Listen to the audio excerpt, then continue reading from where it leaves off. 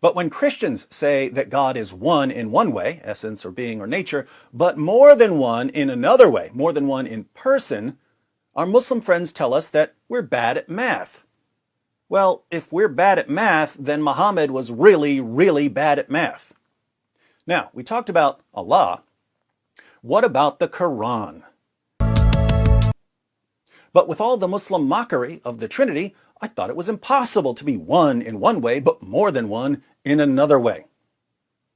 What about the 7 ahruf? According to Muhammad, the Quran was revealed in 7 ahruf, 7 different modes or forms.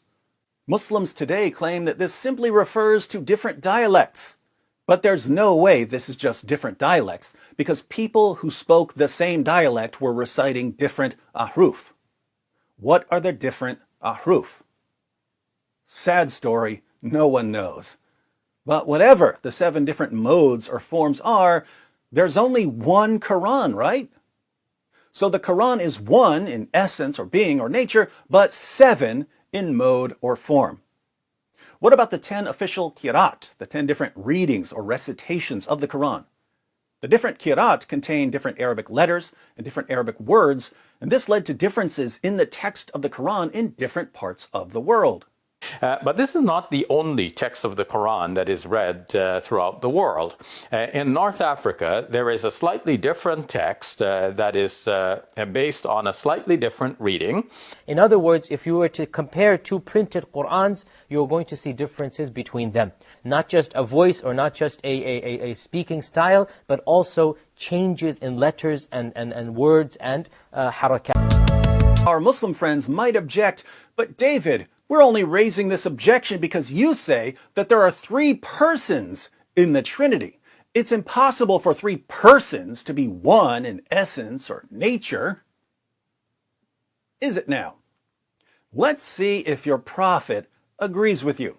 In Sahih Muslim, 1874, Muhammad tells his followers, "Recite the Quran, for it will come on the day of resurrection, interceding for its companions. Recite the 2 bright ones, Surat al-Baqarah and Surat al-Imran, for they will come on the day of resurrection as if they were 2 clouds, or as if they were 2 shadows, or as if they were 2 flocks of birds in ranks, pleading on behalf of their companions." Notice, it will come, the Quran will come, interceding for its companions, but individual surahs will also come as flocks of birds pleading on behalf of Muslims. So the Quran as a whole intercedes, but individual surahs intercede as well. They speak, they intercede, they plead. Other surahs of the Quran will intercede as well. In Sunan Abu Dawud 1400, Muhammad says that another surah of the Quran, Surah 67, will intercede on behalf of its companion until he is forgiven. Since Muhammad tells us that multiple surahs of the Quran act as personal agents, I think it's safe to conclude that all of the surahs of the Quran act as personal agents, unless our Muslim friends want to convince us that some surahs are personal agents while others aren't, which would suggest that different surahs actually have different natures. But notice, if all of the surahs of the Quran act as personal agents, speaking and interceding and pleading, then there are 114 personal agents within the Quran, and yet, as we've seen, the Quran also acts as a single personal agent. Now, let me ask my Muslim friends, what was your objection to the mathematics of the Trinity?